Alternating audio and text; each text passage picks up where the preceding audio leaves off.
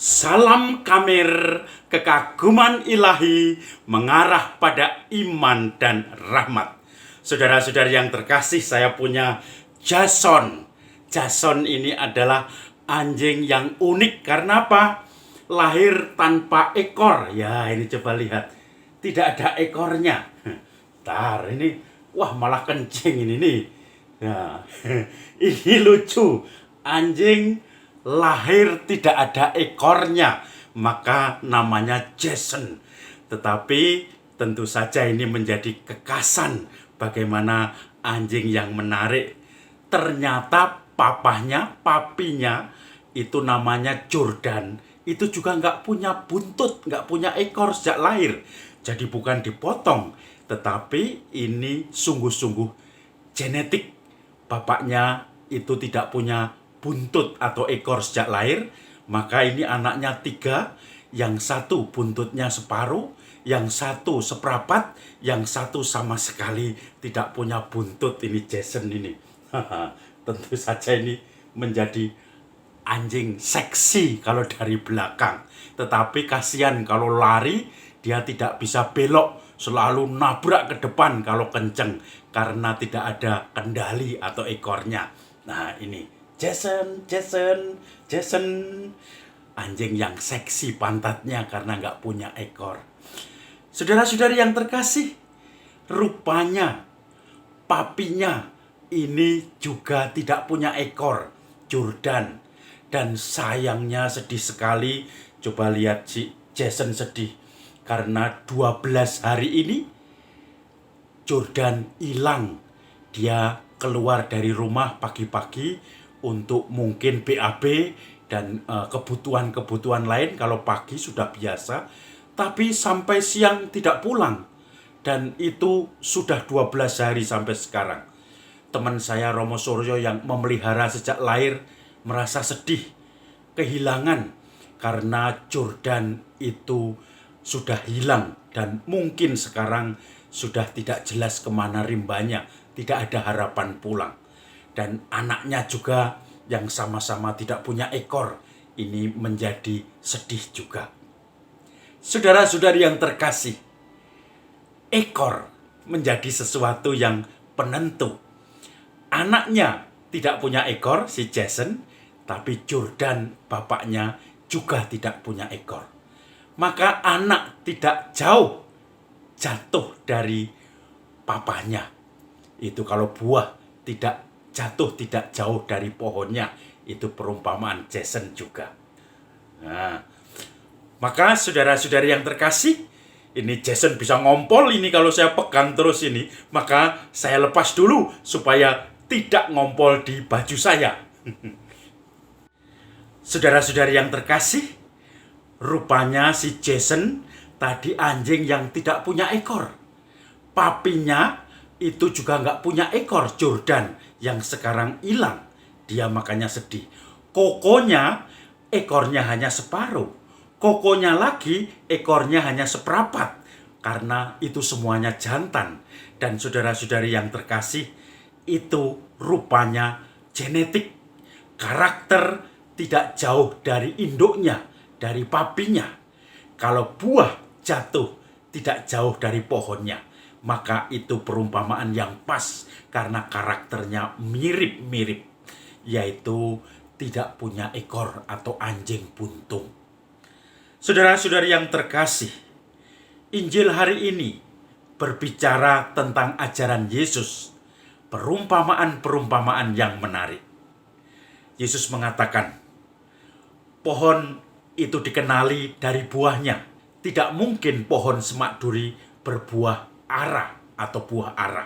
Tidak mungkin juga duri-duri memberi buah anggur.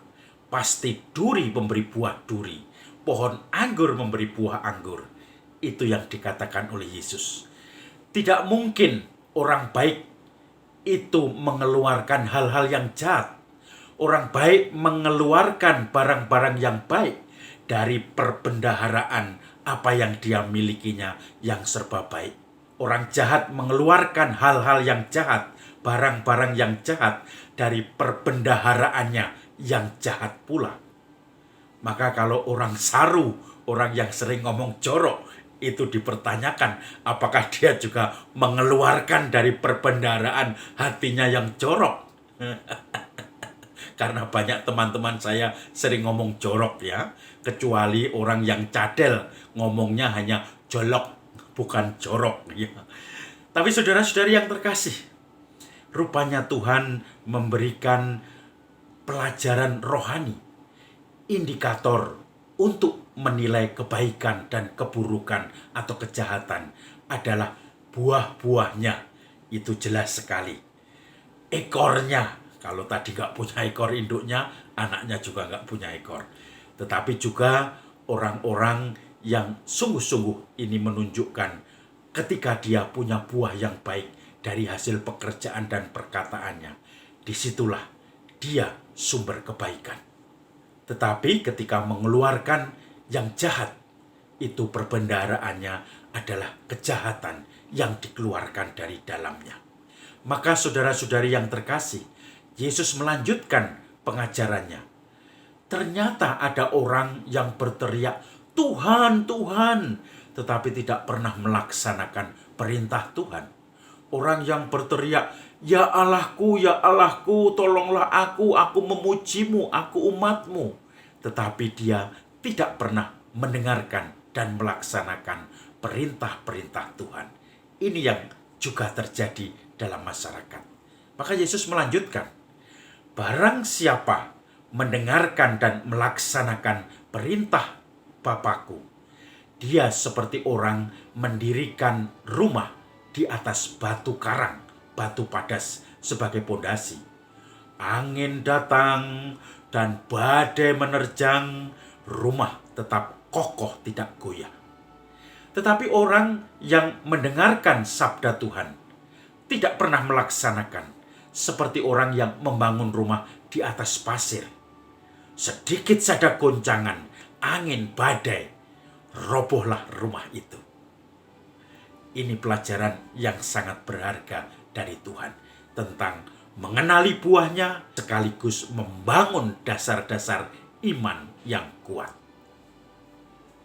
Saudara-saudari yang terkasih, dalam masa pandemi ini banyak keprihatinan-keprihatinan yang ada, terutama masalah pendidikan.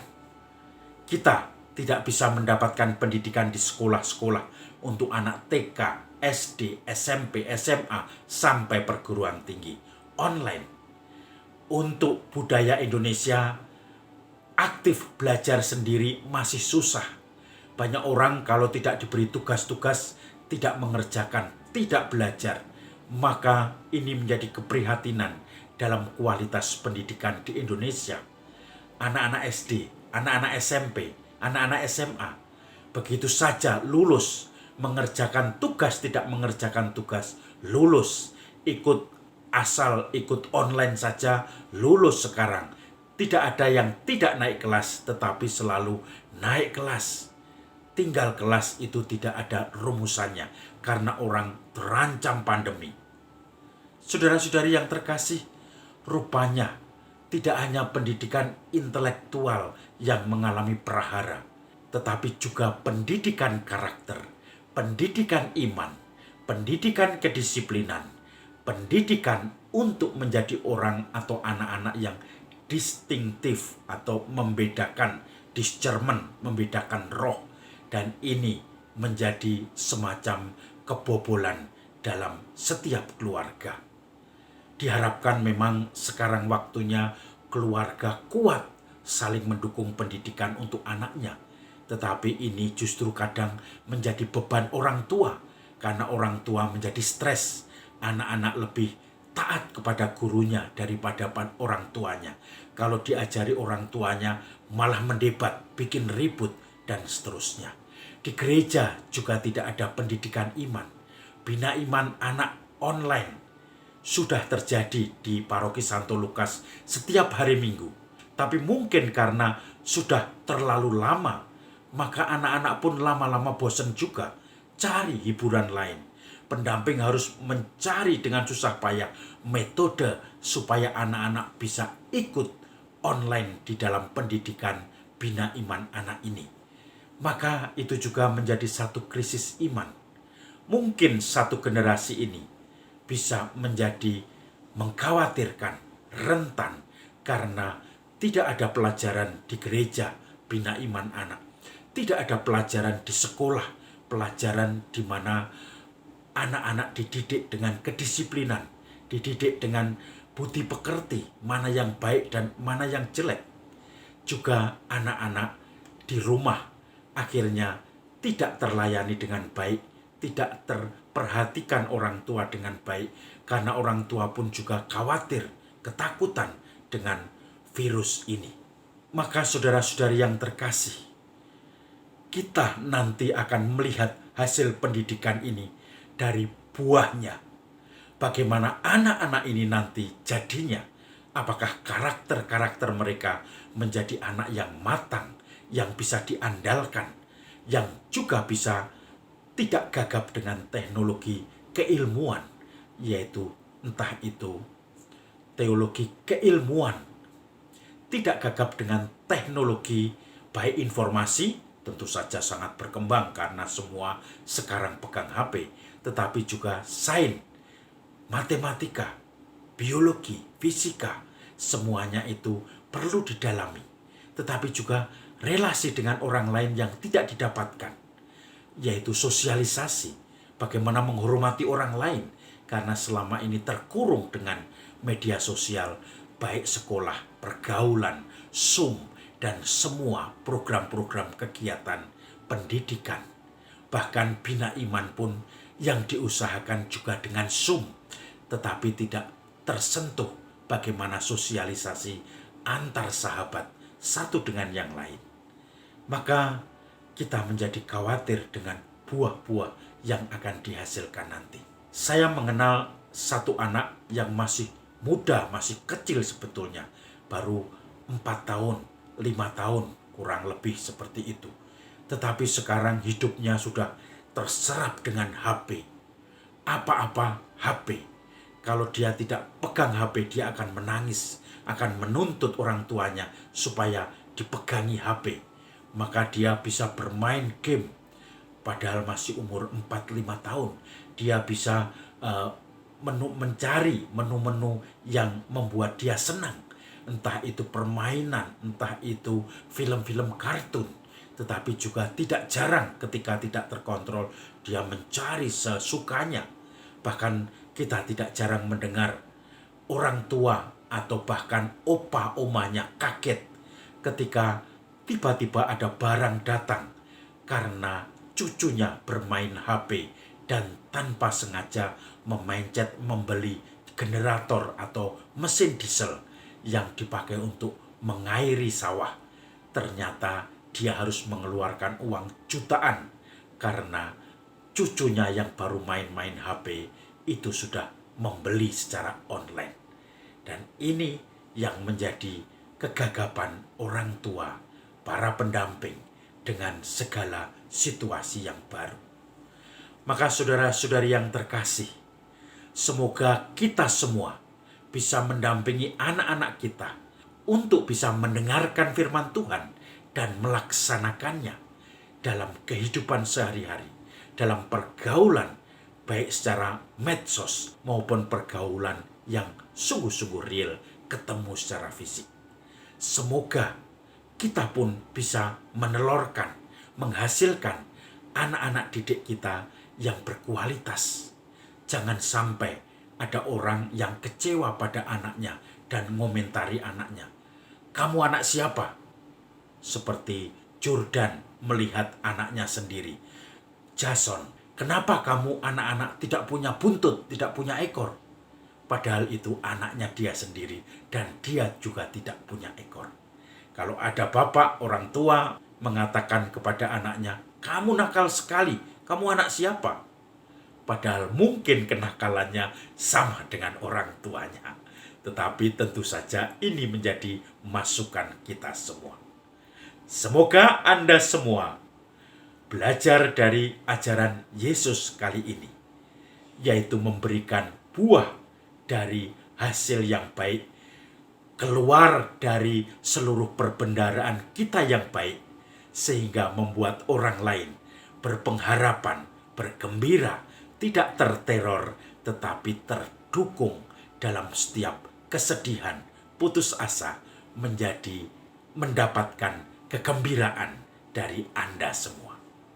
Saudara-saudari yang terkasih, salam Kamir, kekaguman ilahi mengarah pada iman dan rahmat.